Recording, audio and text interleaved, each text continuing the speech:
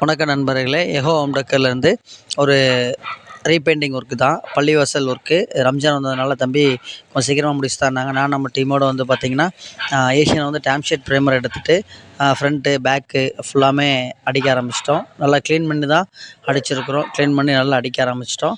Colour வந்து பார்த்திங்கன்னா அவங்க செலெக்ஷன் க்ரீன் வந்து போட்டுருங்க அப்படின்ட்டாங்க. ஃபஸ்ட்டு வந்து வேறு கலர் அடிச்சிருந்தாங்க.